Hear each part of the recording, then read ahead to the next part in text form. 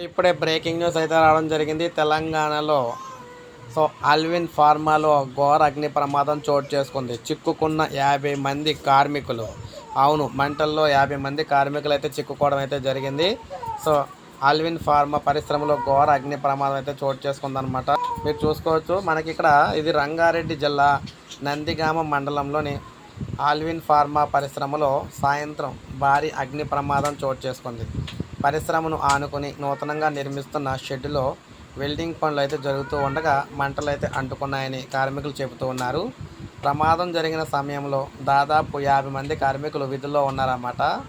పోలీసులు అగ్నిమాపక సిబ్బందిని ఘటనా స్థలానికి అయితే చేరుకొని సహాయక చర్యలు అయితే చేపట్టారు. కొందరు కార్మికులను కిటికీలోంచి కూడా నిచ్చెనల సాయంతో కూడా బయటకు అయితే తీసుకొచ్చి రావడం అయితే జరిగింది. అయితే ఇంకా చాలామంది, ఇంకా 50 మంది అయితే కార్మికులు అయితే అందులో చిక్కుకున్నారనమాట. మొత్తం అంతా కూడా వారందరినీ కాపాడేందుకు అయితే సర్వశక్తులు అయితే ఒడ్డుతూ ఉన్నారు. ఈ విధంగా ఇప్పుడే మనకి తెలంగాణలో ఘోర అగ్ని ప్రమాదం అయితే సంభవించింది.